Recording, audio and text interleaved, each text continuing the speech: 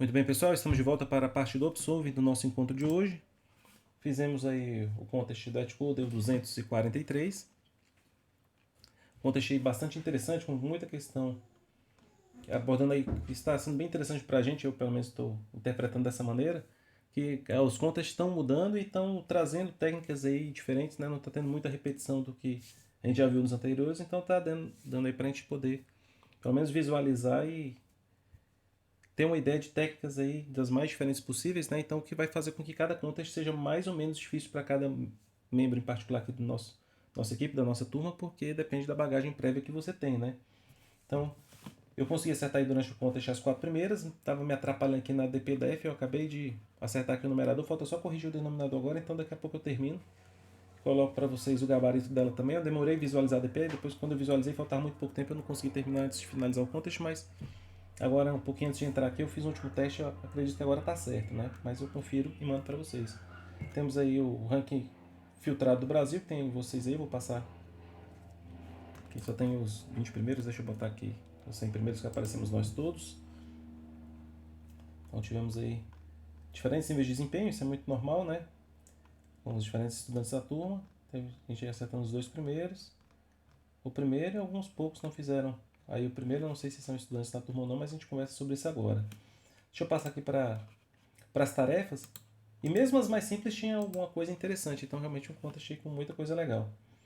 Alguém tentou fazer a 1 e não conseguiu? Eu vi lá no ranking que tinha algumas pessoas, mas não consegui reconhecer os logins. Não sei se são exatamente estudantes da nossa turma ou não. Se alguém não tiver feito essa daqui, algum desses for de vocês quiser discutir a questão A, pode discutir ela rapidamente, senão eu vou seguir direto para B. Quem quiser participar é só levantar a mão ou sinalizar aí no chat, por favor. Deixa eu já abrir aqui os demais problemas. Isso, ok. Vamos lá para de novo. Temos uma participação do Rafael. Boa tarde, Rafael. Pode falar. Boa tarde, professor. Eu consegui fazer a A, mas eu perdi muito tempo nela por uma besteira assim absurda. O que que era? Eu estava tentando, eu fiz lá o programa, né, e tentei comparar com a resposta, mas não estava batendo de jeito nenhum. Aí eu passei quase uma hora Meu Deus. para só tentar, para só depois descobrir que era porque eu estava usando o arquivo de entrada errado. Meu Deus do céu, Rafael. Não Fiquei com muita acredito. raiva. Você fazia o teste É, naturalmente não batia porque você estava alimentando ele com coisa diferente, né? eu tava escrevendo a entrada certa em outro arquivo. Isso. Aí na hora da Aí eu execução, passei uma hora, falei, não, mas por que que tá dando errado? Não é possível. Aí, nossa, eu fiquei com muita raiva. nossa, Rafael Aí realmente é de isso, ficar revoltado, né? Será para ter é. feito bem rapidinho. Já estava certo desde a primeira Sim, implementação. sim, eu acho que eu já tinha feito o código em, sei lá, 15 minutos. Já Isso. tava pronto. Os outros foi só batendo cabeça com a entrada, né? Foi, é. Rapaz, Aí é isso revoltante. prejudicou o resto do contest. Com certeza. Pra você ver, né? Uma bobeirinha, certamente um tipo de coisa que eu espero que você não passe de novo. Eu de vez em quando acontece isso comigo, só que eu Ah, eu até acabo. mudei o nome do arquivo para não ter esse problema em outro contest. Pra não ter... Isso como eu tô fazendo sempre em cima do mesmo diretório, às vezes eu corro esse risco também que você tá falando, né? Já aconteceu comigo e periodicamente também acontece, né? O que acaba me ajudando é porque, de novo, né? Quando eu tenho uma certa confiança no código e começa a dar essas coisas muito absurdas, eu falo, peraí. Aí o que eu faço, Rafael? Um hábito eu até criei. Quando começa a dar um resultado muito absurdo, eu boto logo antes do todo o código, eu boto uma depuração, uma linhazinha lá de print, para imprimir a entrada que eu li. Pelo menos alguns elementos, se a entrada for muito grande, ou se ela for pequenininha que nem essa, imprime logo toda, para me ter certeza que não tá vindo no lixo, porque realmente é revoltante, né? Como você falou, né? Você Uhum. perdeu tempo aí reescrevendo o código de repente. Eu já aconteceu de implementar um problema 3 vezes, de 3 maneiras diferentes, não bateu o resultado e lá na frente aconteceu isso que aconteceu com você. Eu descobri que estava desde a primeira certa e a entrada que estava errada. Legal, um bom relato, Rafael. É triste, né? Mas é um aprendizado que com certeza aí você vai evitar não só nos contas, mas até na vida futura, né? Isso acontece, Rafael, na vida profissional, a pessoa está esperando um relatório urgente, está no último dia de prazo, a pessoa manda o documento errado. Aí inscrição de concurso, tem esse tipo de erro, infelizmente acontece e tem consequências, né? No seu caso aí foi, certamente você teria acertado até mais alguma no contest, além das que você acertou, se tivesse esse tempo para poder se dedicar, né? Interessante o testemunho do Rafael, um erro infelizmente que eu já cometi também, nós todos corremos esse risco, né? Tomar muito cuidado com o nome dos arquivos que a gente usa para não acontecer esse problema. E se possível trabalhar no diretório limpo, né? Para não vir com coisas do contexto anterior. Mas aí tava o problema, bastava simular nesse processo de botar eles em fileira fazendo isso. Para deixar o código um pouco mais curto, a dica que eu dou é, em vez de você usar as variáveis A e B, C como está na entrada, fazer um vetor de 3 entradas, né, e ficar usando o índice mod 3, porque aí acelera o processo e faz um laço só, né? Sem precisar ficar botando switch nem nada para poder identificar quem é quem, né? Então eu imagino que ninguém deve ter tido dificuldade para entender o problema, né? O Rafael teve essa dificuldade, mas foi técnica, não foi no texto do problema. Dá bem diante é que a coisa começa a ficar interessante, né? Alguém quer fazer um comentário sobre a questão B? Tentou fazer e deu errado? Como o colega também acertou, mas teve alguma dificuldade técnica?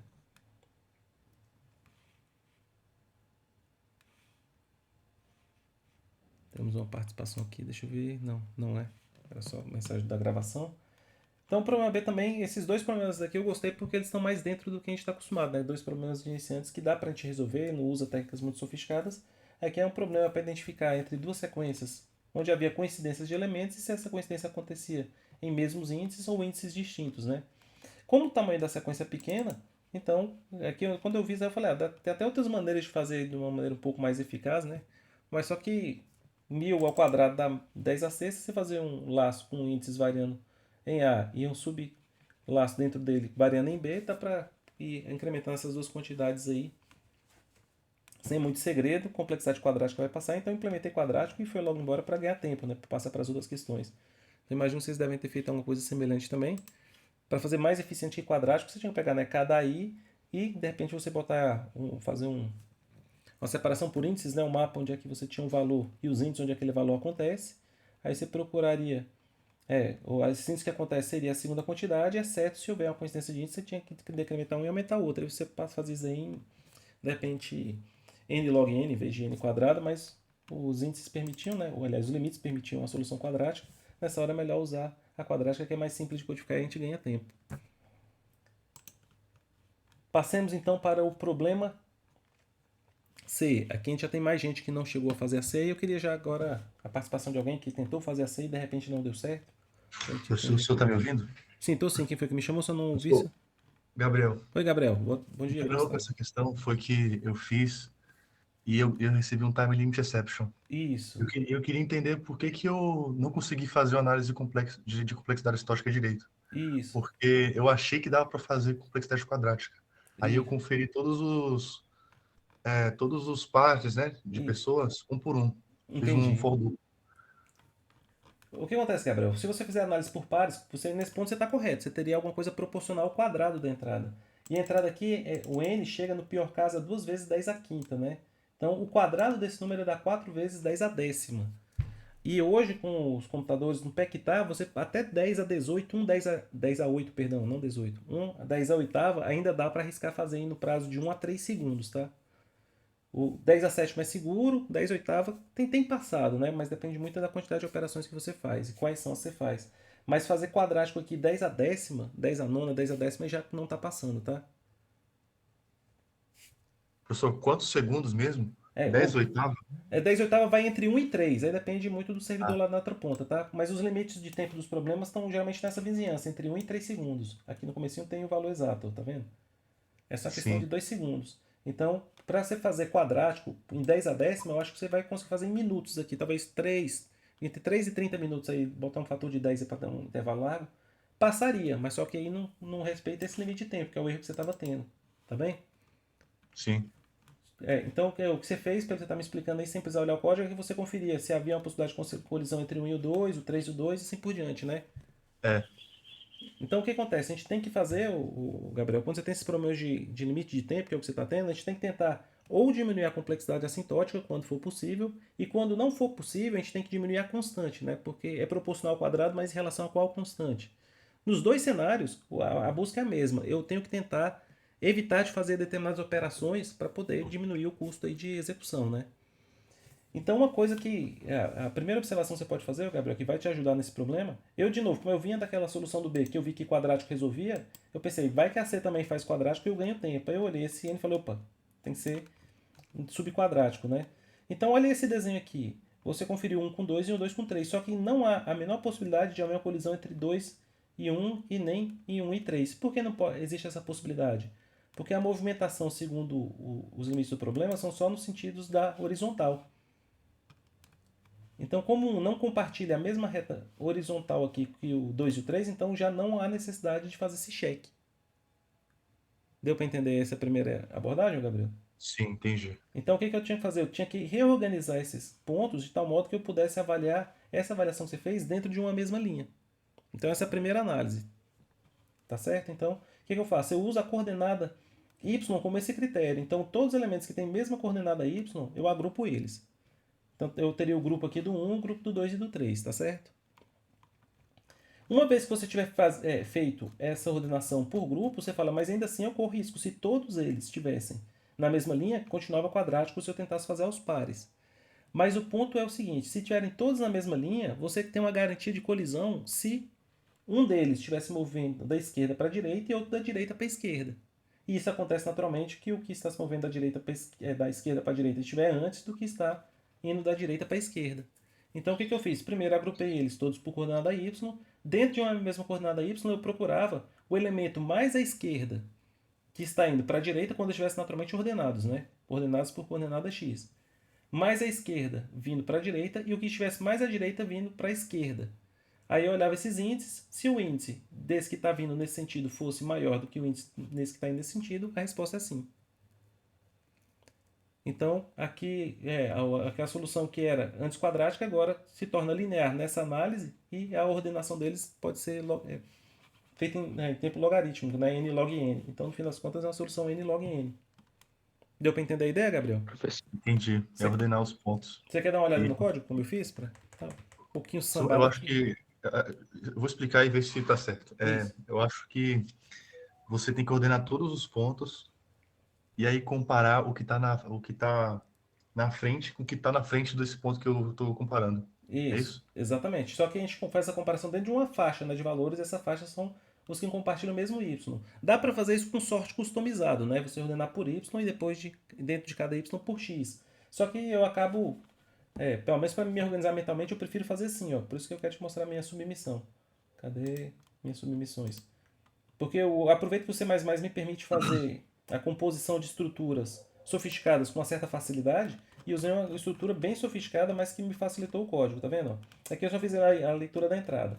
Então o que eu faço aqui? Eu criei um mapa, um dicionário, né? Que a entrada aqui é a coordenada y e para cada coordenada y eu guardo um set, porque o set vai manter essa ordenação dos x para mim. Esse set vai ter um par, que é o valor x, e para aquele x qual é a direção que ele está apontando. Eu ia usar o sinal negativo para fazer isso, só que eu já tinha até quase terminado de implementar, eu bati o olho na entrada do problema, deixa eu voltar aqui, para você ver que eu fui... É uma pena, eu estava com o código quase todo pronto, ainda bem que eu não mandei, que é da WA com certeza, por causa disso, porque as coordenadas podem assumir o valor zero. Porque se não fosse o valor zero, o sinal, eu podia botar um sinal negativo e positivo ali, que ia me dar a orientação do que eles estão fazendo. Mas como o zero, o sinal nos dois sentidos era o mesmo valor, eu desisti e voltei para a ideia dos pares, né? Eu tinha começado a escrever par, falei, vai ficar muito longo. E voltei, escrevi com o sinal, depois vi que tinha o zero e me arrependi. Mas a ideia é o seguinte, eu passo em todos os pontos da entrada. Todos os pontos da entrada têm coordenadas x e y. Então, no meu dicionário, naquela mesma coordenada y, eu insiro o par que tem o x como valor e vai para a direção SI, que é a string I. Lembrando que como aqui é um conjunto, ele vai manter esses pares ordenados por x e no mesmo x por direção. E agora o que eu faço? Para cada um dos y que estão nesse mapa, e o valor de y aqui já não interessa mais, por isso que eu usei o underline, eu quero pegar todos os x que têm o mesmo y. Agora eu marco as duas variáveis. Qual é o índice de quem está indo para a direção L e os índices de quem está na direção R. Eu quero que esteja indo para a esquerda o mais longe possível, por isso que eu comecei com o menor valor aqui de menos infinito. E o R eu quero ele mais à esquerda possível, por isso que eu comecei com o infinito que está para cá. Então, em cada um daqueles pares que estão nesse x aqui, que é o valor x e a direção, se a direção for L, eu maximizo a variável L, e se a direção for R, eu minimizo a R. Se eu achei um R que está antes do L, ou seja, um elemento indo para a direita antes do que está vindo para a esquerda, é porque há colisão. Se não acontece isso, é porque não há colisão. Tranquilo, Gabriel? Deu para entender aqui o uso do mapa com o set para Deu para facilitar a minha entender. vida? Sim, eu entendi. Você ordenou por linha, né? Exatamente. Mas se eu faço, por exemplo, Entendi. um sort em cima desse vetor de pontos aqui, usando uma lambda, aí depois eu tenho que fazer um laço que vai escolher um y, esse laço vai ter que delimitar primeiro o tamanho desse intervalo, eu volto a fazer a conta nesse intervalo, né? Aí isso acaba que tem gente que tá até mais facilidade, mas eu acabo me atrapalhando um pouco esses índices aí, tem que ficar conferindo, ia demorar mais. Eu falei, bem, o mapa vai me dar nesse range for aqui tudo que eu quero, sem precisar ficar trabalhando com índices. Veja que meus laços aqui, eu precisei de índice na primeira vez aqui só para fazer essa decomposição estruturada, porque eu precisava do I aqui. Mas se nem precisasse do I aqui por causa do S, eu nem índice tinha usado aqui. Eu tenho evitado de usar índices porque o índice tem me confundido e eu tenho tomado uns WA de besteira por causa de índice, né? Mas seria possível fazer com a lambda também, é capaz de alguém aqui ter feito. Mas entendeu a ideia geral, Gabriel? Dentro do que você estava pensando em como é que você pode fazer para diminuir a complexidade? Eu consigo entender sim. Maravilha. Depois escreve um código, ou nessa direção que eu fui aqui, ou uma que fique mais confortável, só para você é, testar essas Eu vou possibilidades aí. tentar, quando acabar a aula aqui, eu vou tentar fazer essa solução. Vale a pena, porque além de você acertar, você vai interiorizar esse tipo de análise aí que vai servir em outros contextos, que às vezes vale a pena isso, né? Que a ideia central aqui é você seccionar a entrada em regiões onde você possa trabalhar em cada região mais efetivamente. Tranquilo? Tranquilo. Maravilha, Gabriel. Obrigado pela participação. Tem alguém que não usou o dicionário, fez com ordenação? Só para dar um feedback aí pra gente, como é que foi o código mais ou menos? Temos uma participação do Luiz Gustavo. Bom dia, Luiz, pode falar? Professor, o meu caso ele deu WA e eu testei umas 10 vezes. A primeira eu tava dando TLE por causa dessa questão de tava tentando comparar par a par, né? Isso. Aí eu comecei a ordenar o vetor pela coluna de Y e comecei a analisar par a par. Não dava mais TLE, mas eu tava dando WA ainda e eu não entendi até agora o porquê. Porque eu fazia mais ou menos esse sentido. Eu pegava o vetor da direita, não pegava o menor vetor, né? Mas eu Uhum. pegava os vetores que tinham direções cruzadas Isso. e eu analisava se a distância de um era menor que a do outro. Perfeito. E Ah, não passou. deixa eu dar uma olhada no seu código então, Luiz. Você me dá Acho que seu. tá aberto isso, não. Luiz Marques, se não me engano, tá aí. Luiz É o 33. 33.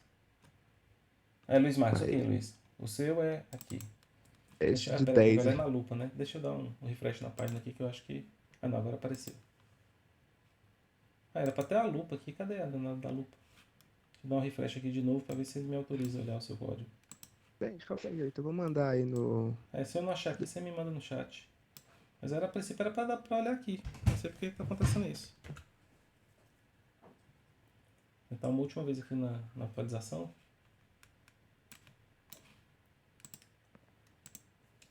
Se eu não pegar, a gente pega do chat. 33, cadê? Vou mostrar todos aqui.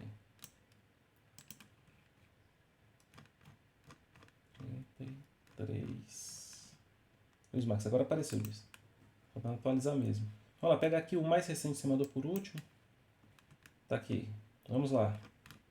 Começa lá na sua main pra gente acompanhar. Ok, na main você fez a leitura do. A menos só lê o valor, né? E eu faço uma dupla com XY e a direção, né? Uhum. Ah, ok, Aí entendi. eu faço a ordenação aí nesse sort, Usou a função ordena ponto aqui, né? Aí pra chama o poder ordenar solve. pelo Y, vai pro Legal. solve. Sua função de ordenação você pega, você ordena por coordenada Y. y, né? Que é o 1. Aqui nesse caso, se houver o empate do U aqui, você já não ordenou em x, né? Aí vamos ver como é que você está lidando com isso aqui embaixo. Então quando Não você. entendi agora. Oi? Não entendi o que o senhor falou. É porque o critério de ordenação aqui é só em cima da coordenada y. E Sim. quando os dois pontos têm a mesma coordenada y, como é que você desempata isso? Não, mas aí eu quero eu quero agrupar os pontos de Y. Entendi, mas quando a Se gente os tem. dois forem iguais, ele É, mantém a posição que tá. eu sei, eles vão ser vizinhos, né? Mas não necessariamente ordenados. Esse que é o ponto. Então o que acontece? Você pega o tamanho do vetor, e aqui você passa do vetor. Aí você pega, tá vendo aquilo que eu falei? Você tem que discriminar se são coordenadas y iguais. Então se as coordenadas y são iguais, estão em direções opostas, aí você vai pegar o x dele, e depois vai pegar o. Se ele está na direção R e. Peraí, o auxiliar é o que vem. O fixo aqui é o K, o auxiliar você vem lá de fora. Você pega dois pontos que têm coordenadas y iguais, vocês têm coordenadas x diferentes, você pega o do auxiliar, se ele está indo para a direita e o auxiliar tem o x menor do que o outro, aí você considera isso uma colisão, ou se ele está indo para a direção L e o auxiliar aqui. Mas você percebe uma coisa, que seu código continua quadrático? Pois é, só que ele não dava TLE. É porque Ele você. dava AA. Entendi.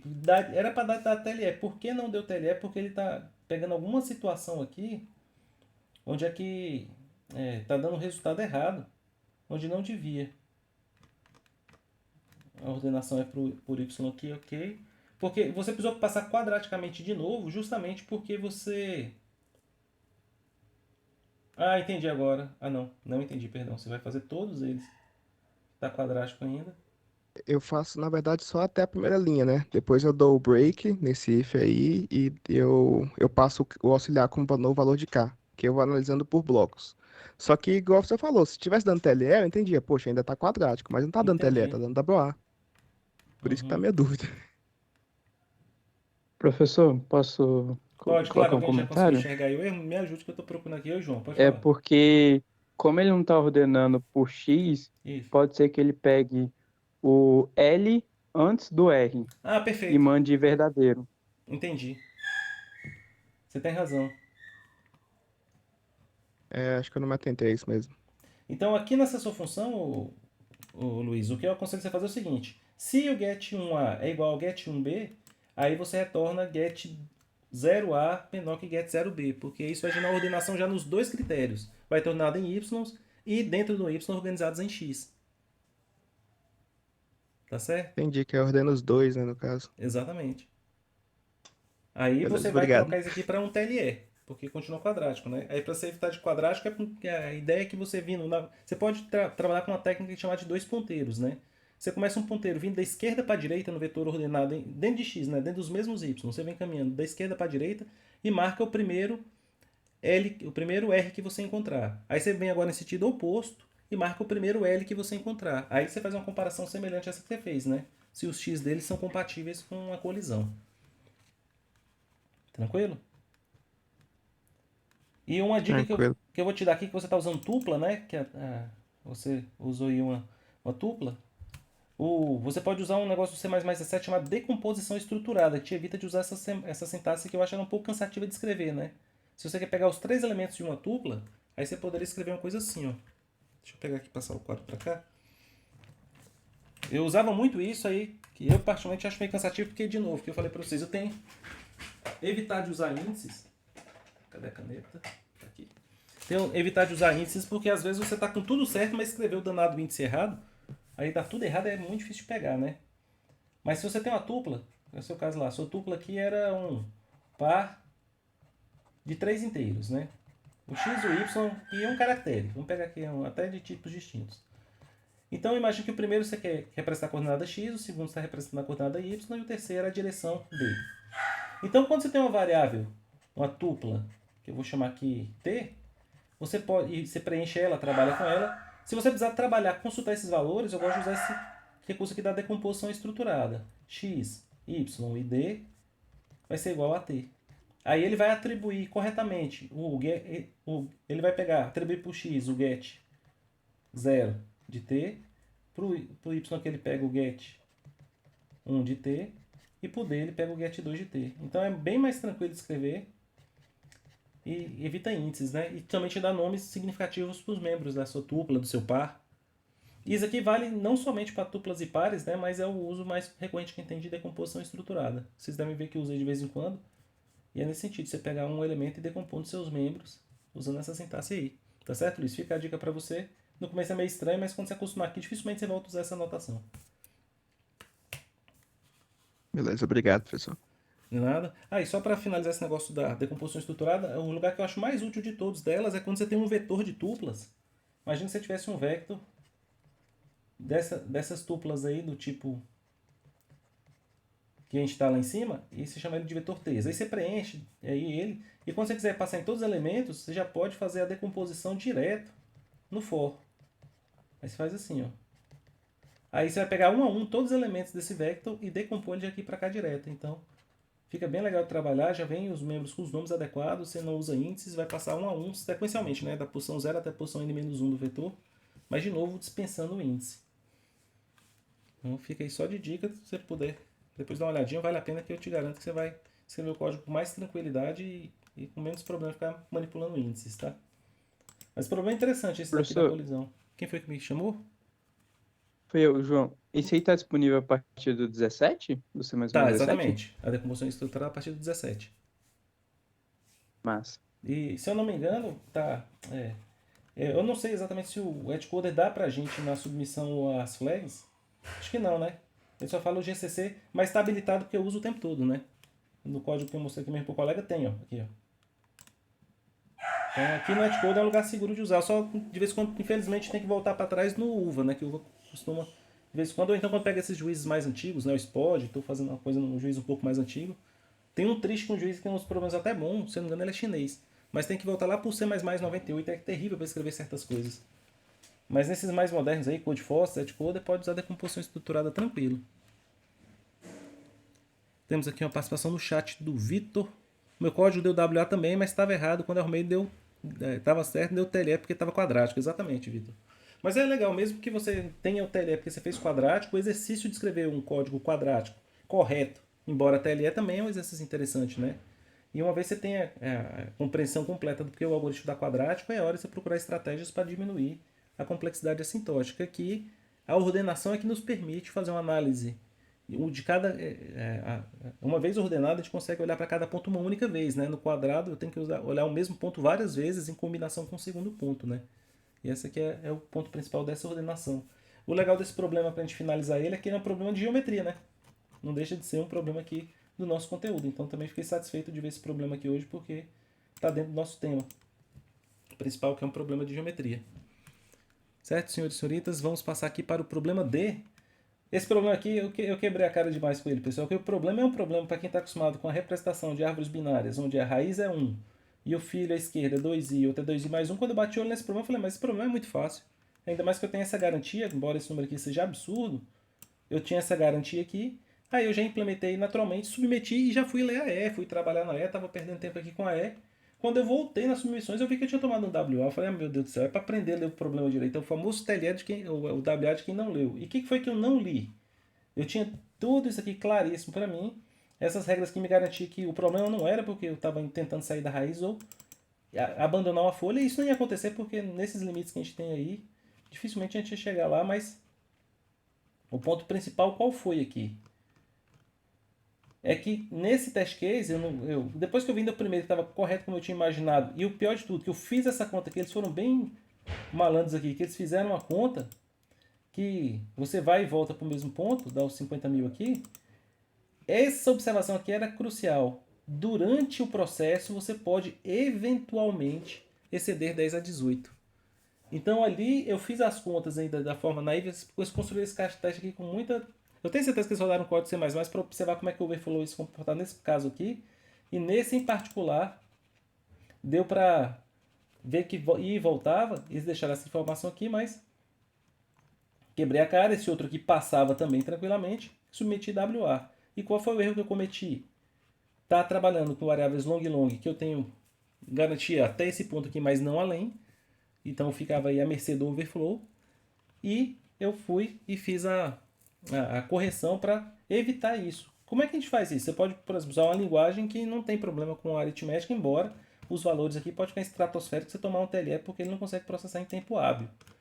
Então qual era a ideia aqui? Era uma observação bem simples. A gente esquecendo a matemática, o processo é esse, que esse test case de certa forma ilustra. Se você pegar o filho da direita duas vezes e subir duas vezes para o pai, você no fim das contas não fez nada. Porque você desceu e voltou ao contrário. Então, na verdade, toda a operação de subir para o pai cancela qualquer operação pregressa se ela tem sido uma operação de descer para um dos filhos. Então, você fez um L ou um R, em seguida você fez um U. Deixa eu achar aquele input maior aqui, ó. Aqui, ó, você fez um L ou um R aqui. No caso foi um R. Em seguida vem um U, esse U cancela esse R. Porque, no fim das contas, você desceu para o filho e voltou para o pai de novo. Então, se você for fazendo esses cancelamentos, quando você tiver só as operações efetivas, você vai estar dentro do limite do long porque o input do problema te garante isso. Então, realmente, muito interessante isso. A pena não era para ter tomado esse WA e, tendo tomado, era para ter corrigido rápido. Mas eu fiquei batendo o olho lá na E, pensando que tinha acertado. Então, foi um erro da pressa, com a leitura não cuidadosa e com a presunção de achar que estava certo. Aí, perdi tempo, perdi tudo aí, até voltar e corrigir. Então, como é que ficou a correção aqui desse código? Porque é interessante, é um código que não é difícil, mas você pode pecar aí pela falta de atenção, como foi o meu caso. Vou pegar aqui o meu código WA, para vocês verem que a diferença é pouca. No código WA, eu simplesmente pegava e traduzia o L e o R para as operações adequadas, né? E para o pai é dividir por 2, para a esquerda multiplicar por 2, ou para a direita multiplicar por 2, para a esquerda por 2 e para a direita 2 mais 1, né? Então, código pequenininho e naturalmente WA. Qual foi a diferença que eu fiz? Tem várias maneiras de fazer, né? Mas o que eu fiz foi o seguinte. Eu peguei as operações que eu vou fazer efetivamente. Então, em cada um dos caracteres da string S, eu fazia o seguinte. Se eu achei um U, e tem que tomar esse cuidado, se eu tenho uma sequência de operações que não está vazia, e a última delas, que é o back, não é o U, é R ou L, aí eu posso cancelar essa operação que estava lá. Além de não inserir o U, eu cancelo a que estava lá antes. Agora, se estava vazio ou já vinha um U, não cancela o U. Aí eu tenho que inserir ele ao final das operações. Da primeira vez eu estava usando só direto o popback, aí naturalmente deu WA logo no primeiro test case, eu falei, peraí, eu já começo com o U, tem que tomar esse cuidado. Então, o cancela o quê? Uma operação anterior a ele, ou seja, eu tenho uma operação anterior e essa operação não é o U. No caso do L e do R eu só repasso, tá certo? Isso feito aí, sim, ó, é o mesmo código que eu tinha feito lá no código WA, exatamente o mesmo, mas apenas com as operações que eu tenho a garantia dos limites.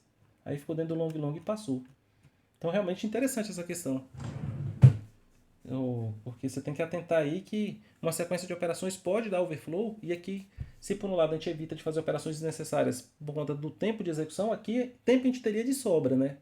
O problema é que a operação pode cair no overflow, então aqui a gente está deixando de fazer operações para evitar overflow e erros numéricos também, como a gente faz em física, né? Quando a gente faz nas matérias de física, a gente vai simplificando as fórmulas para evitar erro de precisão. Então você faz uma expressão lá que você está calculando alguma coisa na física. Essa expressão vai dar A vezes B. Aí você continua computando alguma coisa. Aí, quando você chega lá para frente, a próxima expressão é 2B sobre C. E o resultado final é o produto de ambas. Se você calcula essas duas frações separadamente, faz o quociente e multiplica, você vai ter um erro de precisão. Mas se você, antes de fazer as operações, observar que a variável b pode ser cancelada, a expressão, na verdade, vira 2a sobre c, aqui vai te dar um resultado mais preciso do que o do lado de cá. Matematicamente é a mesma coisa, mas como aqui envolve ponto flutuante, aqui em ambos os casos, evitar de fazer essa operação aqui para multiplicar por b, para depois para dividir por b é melhor. Então, no caso dessa questão que a gente está fazendo é isso, é simplificar coisas que, embora sejam operações válidas, elas em sequência têm um efeito que resulta na identidade, né? A identidade ali no caso é nenhum movimento. Então você tem uma sequência R, R, R, U, efetivamente você não fez nada. Desceu 3 vezes para a direita, subiu 3 vezes de volta para o pai, não fez nada. Então, em vez de fazer 6 operações, a gente não faz nenhuma. Então, realmente, muito interessante essa questão. Pelo tamanho da entrada lá e tudo, que a entrada podia ter um número grande de operações, tenho certeza que eles fizeram uma coisa dessa natureza na entrada. Pegou aquele tamanho gigante, eu não sei se é 10 a sexta, 10 a quinta, não lembro de cabeça, mas tenho certeza que ele pegou o maior valor possível, dividiu a metade, botou tudo de LR aqui e botou outra metade tudo de U. Tenho certeza absoluta que se abrir os test set vai achar um desse jeito. Que é forçar justamente as pessoas como eu, que leu rapidamente, não atentou overflow, tomar um erro por causa de overflow, e quem estava mais atento ia ver que efetivamente o número é exatamente o mesmo da entrada. Não deixa de ser o test case 2, né, que era RRU, só que numa escala maior. Alguém teve problema aí com essa questão D? Quiser fazer algum comentário, fazer uma observação dentro do que eu estava falando aqui?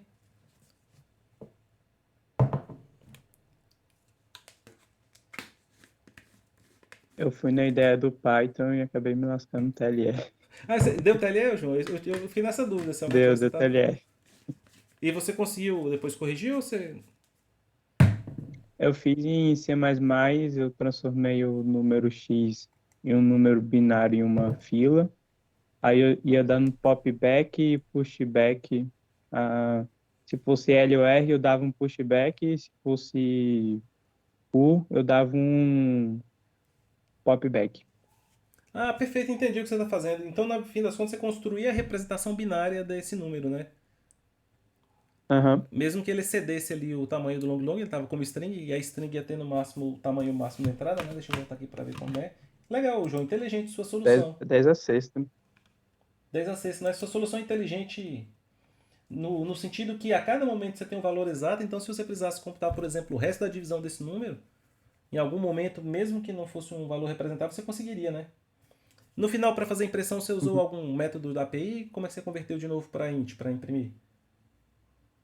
Eu converti na mão mesmo. Converteu na mão? É, Eu acho que calculando lá no. se eu não me engano, João, mais recentemente eles botaram os métodos toString no C++. Quer ver? Deixa eu pegar o CPP referência aqui. Eu acho que tem como você fazer essa conversão de base binária para inteiro numa string direto. toString. std toString, tá vendo? Não, é o contrário. Não é essa não, eu estou pensando na função faz o método contrário, mas eu tenho quase certeza que tem como converter string to long long. Aqui, ó, você passa a string e a base. Tem sim, ó, João, exatamente isso aqui, ó. Depois você testa, só de curiosidade, porque é uma coisa para você Aham. ganhar tempo, né? Você usar esse tol, tá vendo? String to long long, você passa a string aqui como primeiro parâmetro. Isso aqui é só uma checagem de erro, você pode passar null no PTR aqui, que não vai te fazer diferença, que o número você tem certeza está correto. E aqui você passa a base 2.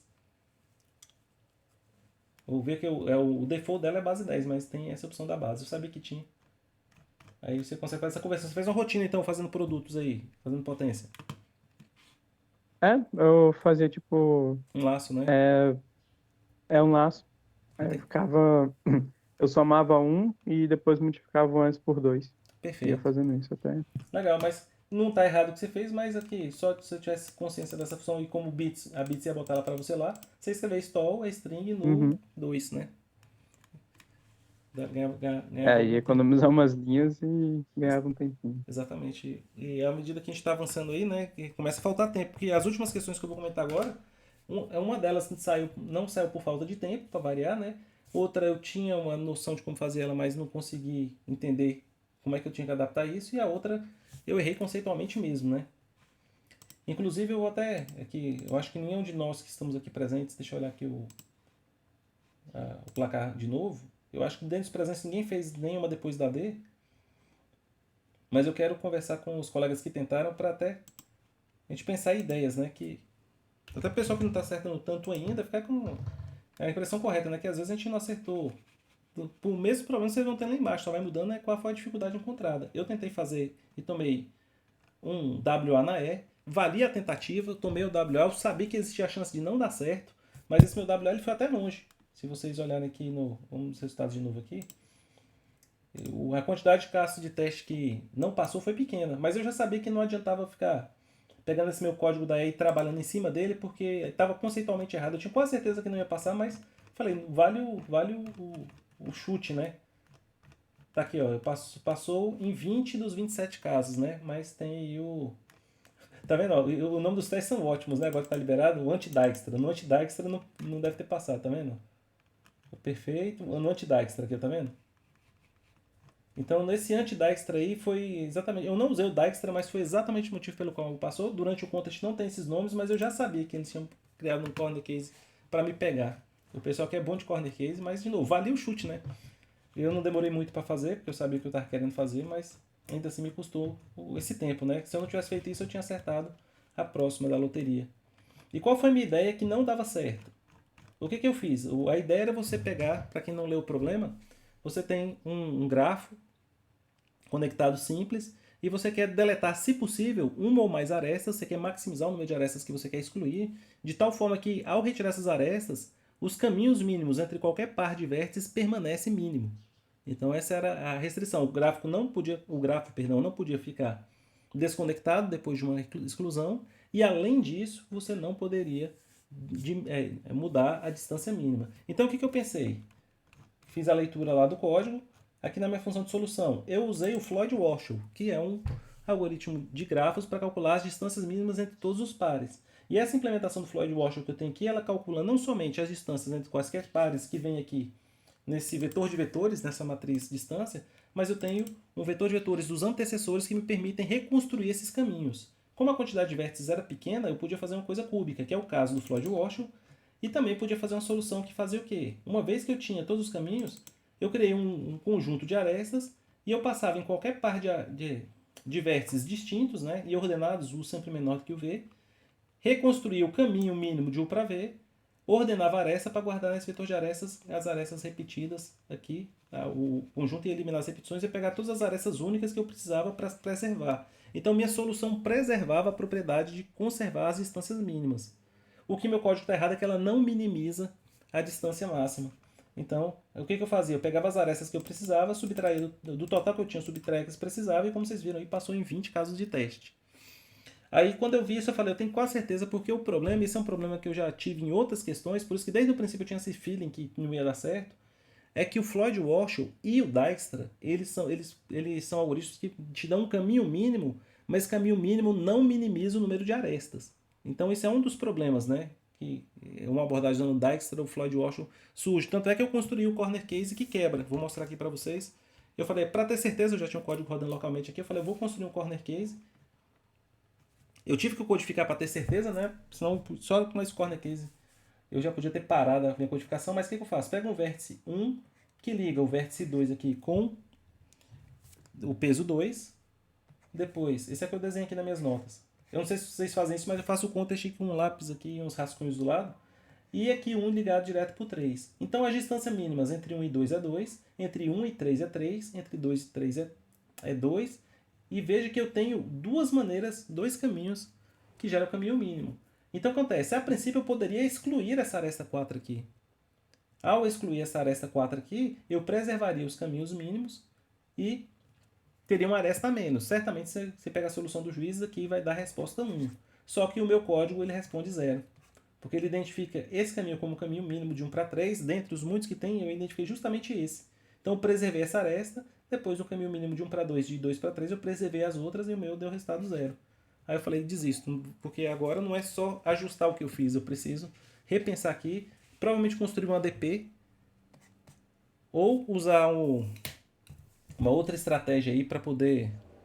Porque eu fiquei com o feeling que eu precisava de árvores mínimas geradoras, mas a árvore mínima geradora também não preserva a questão dos caminhos mínimos. Aí o último caso de teste, que a primeira vez que eu li esse problema, eu fiquei com essa impressão que de repente era só usar um MST. Se usasse um MST tem n-1 arestas, era só pegar o número de arestas e subtrair de n-1. De n. Na verdade, né? Restar só n-1. Então aqui seria 6. Mas eu desenhei esse caso de teste aqui no meu papel também e vi que além da MST, eu precisava de uma aresta extra para preservar a distância mínima. Então a MST preservava de vários pares, exceto de um, que era o de 3 para 4. De 3 para 4 eu precisava de uma aresta extra, que é a aresta de custo 24, porque usando a MST a distância daria 28. Aí eu falei, pronto, quando eu vi a 5 aqui eu já falei, já vi que tem problema, desenhei o 5 e falei, de fato não dá para ir pela MST. Tentei o Floyd Warshall, não passou. Aí eu falei, agora tem que parar, pensar e sentar, e eu nem li as outras, então eu vou dar uma lida nas outras que de repente eu posso ter alguma ideia. Então eu li a F, li a G. Aí quando eu li a F eu falei, eu acho que eu sei fazer a F. Aí comecei a escrever a DP aqui da F. Eu já acertei esse numerador 5 aqui, ó, só que eu não terminei de fazer a transformação do denominador para dar esse resultado. Aí estourou o tempo do contest e eu falei, depois eu faço. Mas até o numerador já estava certo, então eu acho que minha DP está correta, é uma DP com estado cúbico e com a transição quadrática, mas é só 50, eu acho que vai passar. Mesmo sendo quartico, na verdade, não é quadrático. N é quarta. Eu acho que vai passar. Mas eu vou terminar de fazer e eu submeto para vocês. Falta só fazer essa correção aqui do denominador. Tem que fazer a rotina de exponenciação rápida, mas isso aqui é até tranquilo. Faltou foi tempo mesmo. Deixa eu ver os colegas que tentaram esses dois problemas. Se quiserem fazer comentários, quem tentou a E e a F. Eu vi que tem submissões aqui de colegas. Vocês querem participar, fazer considerações?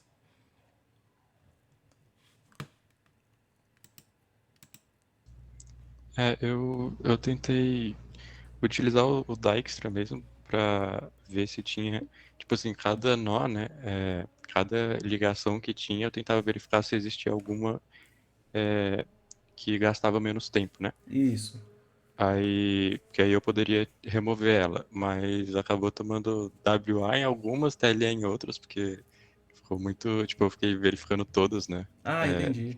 E provavelmente é daqueles anti-Dijkstra que eles montaram, né, Thaleson? Algum deles deve ter te pego como me pegou, né? Acredito que sim. Eu vou Mas eu não pensar um consegui pouco mais progredir nela. além disso. Mas eu já estava com isso na cabeça porque teve um problema do UVA que eu fiz no semestre de grafos, né? Que era para minimizar o tamanho dos caminhos mínimos, não somente o caminho mínimo, mas o número mínimo de arestas, né? E o Floyd Warshall e o Dijkstra não resolviam por causa disso, né? Aí eu realmente tenho que dar uma repensada nesse problema, ver o que vai acontecer. Legal. Então você tentou, né? Eu pensei no Dijkstra também, mas eu falei, eu vou logo no Floyd Washer porque o input permitiria, né? Com o input menor eu tentaria, ou fosse maior eu tentaria o Dijkstra também. Eu nem conhecia esse do Floyd Washington. O legal do Vou Floyd dar uma Washer pesquisada. porque eu passei muito rapidamente aqui, o Thaleson, mas ele é. A implementação dele é muito tranquila, né? No sentido de. É um laço triplo. Quando você não quer reconstruir o caminho, o Floyd Washer, a implementação dele é muito rápida de fazer. Tanto é que é um da algoritmo gráfico que eu consigo fazer de cabeça por causa disso, porque ele é muito fácil de lembrar, porque ele é muito pequeno. Que ó, o algoritmo Floyd Washer é esse aqui, ó. Você perde mais tempo inicializando ele do que aqui, ó. Você inicializa. Esquece os antecessores. Inicializa o vetor da distância com zero, quando é o vértice para ele mesmo, usa as arestas para aqueles que você já tem, e esse laço triplo, tá vendo? Com esse laço triplo você tem essa opção de relaxamento aqui. Aqui ficou um pouco mais comprido porque ainda eu atualizo os antecessores para reconstruir o caminho. Mas é legal porque quando você termina, na matriz tem as distâncias mínimas em qualquer par de vetor, e usar o Floyd Washer é mais barato que usar n vezes o Dijkstra. Então Entendi. por isso que o meu não deu TLE. Nossa. É legal, vale a pena conhecer depois esse algoritmo de Floyd Washer. Então, com essa rotina aqui, eu conseguia esse benefício e é relativamente pequeno, né? É só essa questão do antecessor que de vez em quando eu me confundo para preservar ele corretamente. Mas como eu já fiz aqui várias vezes, mas vale a pena. Tem um material aí no nosso repositório que explica direitinho com animação.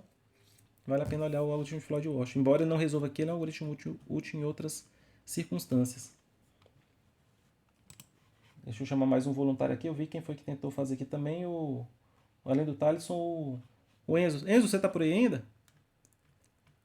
Acho que não. Deixa eu olhar aqui em ordem alfabética. Enzo. Infelizmente o Enzo não tá aqui. A gente ia pedir a opinião dele também. Ele não tentou. O Maxwell já não tá mais conosco na turma. Você chegou a tentar fazer, João? Não tem submissão? Cheguei sim, professor. Você não chegou a Eu, submeter, só que mas... eu não mandei. Eu não mandei porque eu acabei desistindo da ideia. Eu fui na ideia do Floyd Washer, Isso. tentar construir ele e tentar eliminar as arestas em ordem crescente, ou seja, tentar eliminar a primeira menor, aí depois a segunda menor, porque era, dava mais certo se você tentasse eliminar a menor do que tentasse eliminar a maior, Entendi. na ordem crescente. Uhum. Só que aí o Floyd Washer, para reconstruir, eu precisava reconstruir o Floyd Washer. Isso. Eu tentei quadrático, né, reconstruir um caminho Floyd Washer, Isso. só que tinha alguns casos que eu vi que estava errado, porque, por exemplo, eu fui eliminar uma aresta de A até B. Isso. Às vezes um caminho pega A, C, D, e no final pega o AB, por exemplo.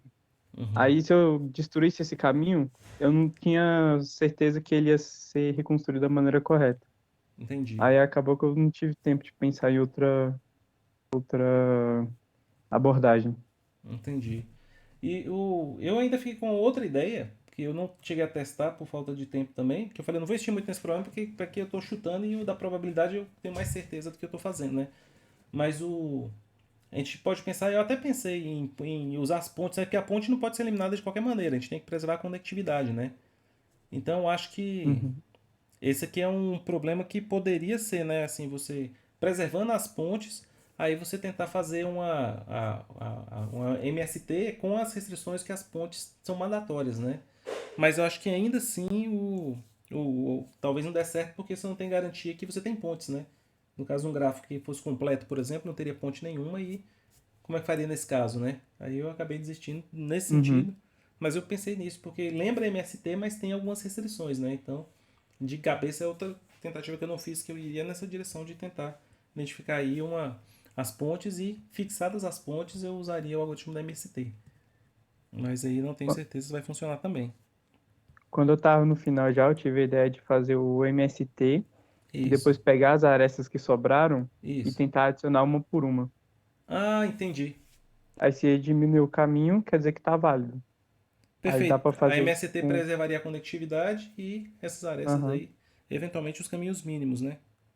Uhum. Rapaz, a sua ideia não é ruim, ô João. Porque o teste Essa... que deu pau no meu é justamente isso. Eu construí MST, como eu falei, eu construí na mão, inclusive, aqui, né? Uhum. Eu fiz MST na mão e depois realmente a aresta de ligação do 3x4 é. Agora, para saber se ela alteria os caminhos mínimos, eu teria que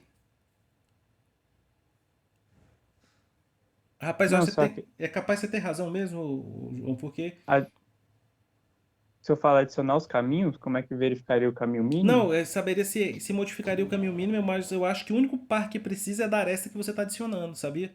Porque se essa Sim. aresta alterar os outros caminhos mínimos, com certeza eu teria que passar por ela, né? Porque pelos caminhos já disponíveis já tá atualizado, né? Então, Aham. Aí para dá pra fazer isso minimizar, o em. caminho para 3 teria que ser menor, passando por 3 do que era antes, né? Rapaz, eu acho que você matou a charada, João. Eu vou tentar implementar isso. Você está correto. Faz a MST, guarda as arestas. Volta, pega as arestas que estão na MST, ordena elas, né? Da menor para maior e vem em termos de peso e vem tentar inserir, né? Se você acha um par que é menor que isso, você vai atualizar aquela distância, mas aí você precisa recomputar as distâncias mínimas, né? Mas o tamanho da entrada talvez permita fazer. Dá para recomputar as distâncias mínimas via Floyd Watson em complexidade quadrática. Né? O Floyd Wash é cúbico. Não, mas só atualizar todas as instâncias Ah, que é justo, é passavam justo, é justo, você tem por A razão, e B. porque eu só preciso, dentro do laço triplo do Floyd Wash, eu só usar como vértice de ligação o vértice que parte a aresta, né? Uhum. Entendi. Então, se eu pego um vértice que liga dois vértices, eu não sei se tem que passar só um ou dois, né? Mas se for dois ainda tá quadrático. Legal, João, excelente ideia. Essa daí eu acho que tem fundamento. É bem capaz dessa passar. Depois eu também vou testar. Eu tive essa ideia bem no finalzinho do Conte, era uma adaptação da primeira ideia do Floyd Watson. Uhum. Muito boa. Essa daí, se não passar, certamente não está longe da verdade, não. Falta esses detalhes de implementação, porque no Floyd Wash a gente implementa por vértice, né? E talvez se Uhum. pegar os vértices limítrofes dessa aresta recém-inserida, né? E passar o Floyd Wash usando os dois. Talvez seja só isso. Aí fica quadrático a cada inserção e fica cúbico no final. Muito bom, João. Gostei da sua ideia. Eu vou testar isso e vou ver se eu finalizo realmente uma ideia aqui da probabilidade, né? Eu montei uma ADP com... O estado, na verdade, dá pra fazer até quadrático, né? Se a gente usar aquela compressão de memória, não precisa nem ficar cúbico, mas o problema aqui nem é o estado, é a transição, que eu estou fazendo em quarta potência, então nem me preocupei muito com memória. Mas a ideia aqui eu desenho as 4 DP, todas elas tinham algum problema, na quinta eu acho que vai. Aí eu vou ver se eu finalizo, não vou dar ideias erradas para vocês, também até para não viciar o pensamento para vocês de repente acharem uma ideia melhor do que a minha. Mas passando eu coloco no Teams para vocês e DP é fácil de explicar o que está fazendo, que é só explicar o que é o estado e quais são as transições, né? Mas se for, vai ser uma DP relativamente simples, de transição simples e de estado simples. É porque esse é o tipo de problema onde é que o estado da ADP não é necessariamente a solução do problema. A solução do problema vem depois da interpretação dos estados, né? Mas eu vou dar uma olhadinha, se finalizar correto eu passo para vocês. A G eu já vi esse tipo de problema, mas para fazer com esse nível aqui de entrada, e ainda mais que ele está esperando uma coisa quase linear, né? Ainda tem 20 test cases dentro do limite desse daí, então tem que ser uma coisa muito mais eficiente do que eu poderia tentar. Eu li, achei interessante, mas não consegui progredir muito. Então, mais um contest interessante aí do Etcoder. Eu gosto muito dos contests do Etcoder, esses naturalmente são contests interessantes sempre, né? Espero que vocês tenham aprendido alguma coisa hoje com esse contest, com a exposição também das treliças mais cedo, né? Não desanimem se você não está obtendo ainda o desempenho que você gostaria. Eu também não estou tendo o desempenho que eu gostaria. Eu comecei acertando a questão E, esse é o segundo contest da gente que eu não faço a E de novo, né? Então, além de não conseguir a F que eu estou querendo, hoje quase saiu a F, mas ia faltar a E de todo jeito, né? Mas normal, de novo, os contests trazem técnicas diferentes, níveis de dificuldade diferentes. A gente fica numa região ali de acerto, eu estou aí navegando entre 4 e 5. Todo mundo está no seu determinado nível e à medida que a gente vai ganhando experiência e vai trabalhando, a gente vai subindo aí progressivamente de nível de desempenho, tá certo? Muito obrigado, pessoal, por mais essa maratona, né? Que a gente tem mais 4 horas de estudo que a cada sábado. Eu sei do esforço de vocês estarem aqui comigo. Agradeço demais quem está no curso até agora. A gente tem uma evasão natural do curso, mas menor do que historicamente acontece. Estou bem satisfeito com isso. A gente já tem ainda um quórum bastante expressivo. Espero que todos vocês cheguem ao fim do curso. Semana que vem a gente continua, estamos finalizando as primitivas geométricas. Acho que se não é o último, é o penúltimo na próxima semana. A gente tem os objetos tridimensionais, eu creio que é o último. E depois a gente passa para os algoritmos mais interessantes. Não deixem de trabalhar esse Upsolving, se vocês puderem aí, principalmente das questões que vocês não acertaram ainda, que nem o colega que a gente conversou mais cedo, que não entendeu a ideia agora vai implementar o código dele. Isso é muito importante para essa etapa de crescimento, e quem fizer isso aí da A para B, da B para C para D, com certeza vai dar esse salto em algum momento, seja esse semestre, já no próximo, mas a gente vai caminhando aí para acertar mais e mais questões. E um último recado importantíssimo para fechar, que eu já tinha até me esquecido, pessoal. Estão abertas as inscrições do Google Code Jam. Então, o Google Code Jam é um evento interessante anual. Você só precisa ter uma conta do Gmail para poder participar. Então, você loga no Gmail, entra no link do Google Code Jam, faz seu registro, é gratuito, você tem que preencher um perfil se você está participando pela primeira vez, sobre a instituição que você estuda, se você, o tamanho da sua camiseta, se você quer receber notificação do Google, essas coisas, né? Quem já participou como eu em anos anteriores, é só você revisar, o meu estava tudo certo, não tinha nenhuma novidade, aí você confirma. E a primeira fase do Google Coding é agora em abril já. A gente vai fazer durante o semestre ainda. E essa primeira fase são 27 horas para você fazer 25 pontos, e eu tenho certeza que todos vocês conseguem passar da fase 1. Tá certo? Na verdade nem é fase 1, é fase classificatória, né? Então todas as pessoas que fizeram 25 pontos passam para a fase 1, que aí é onde começa a ter uma seleção maior. E o interessante é que você passando da qualificatória, a fase 1 tem 3 etapas, etapa A, etapa B, etapa C. Então são mais 3 contests que a gente tem a oportunidade de participar. O nível do Google Code Jam é maior do que os contests do Edcoder? É. E então eu não devo participar, ao contrário. Você tem que participar justamente para você ver que tipo de problema tem. O Google Code Jam ele tem uma coisa que o Whitecoder não tem. Por exemplo, esse problema da detecção de pontos aqui, que era quadrática, a solução que dava TLE, e tinha que ser melhor que quadrático para passar tudo. Aí o Google Code Jam geralmente pega um problema e divide ele em 2, 3 sessões. Fala, ó, até aqui a solução quadrática ganha tantos pontos, até aqui a solução linear ganha tantos pontos, e se você fizer a solução O1, você ganha a pontuação máxima. Então é bem legal que mesmo que você não acerte os problemas, na íntegra, você fazer soluções ali com complexidade um pouco maior, mas que já passa num bom número de test sets, você avança. Então é bem interessante. Não deixem de participar, é uma experiência muito rica. E, de novo, participantes do Google Code Jam chamam a atenção do Google para uma eventual entrevista de emprego e tudo. Então tentem participar. Se for a primeira participação, principalmente para vocês conhecerem a dinâmica do evento e tudo. E quem, como eu, já está participando há algum tempo, vamos ver se a gente finalmente traz a camiseta para casa, né? Estou atrás dessa camiseta já tem uns bons anos.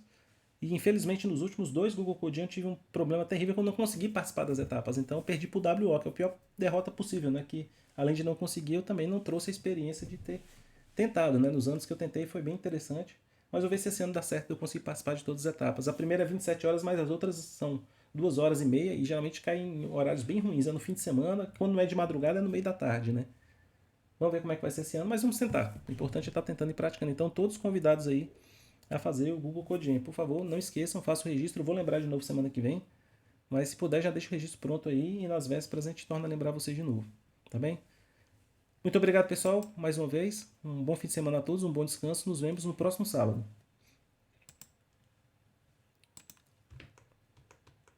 Falou, professor. Até mais, então. Muito obrigado. Um bom fim de semana.